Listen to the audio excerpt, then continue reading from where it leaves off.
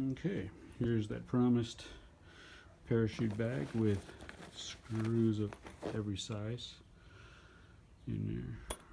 So they're all kind of a grabber screw. It's just your common galvanized screws. With galvanized, let's go back to here. Sorry about that.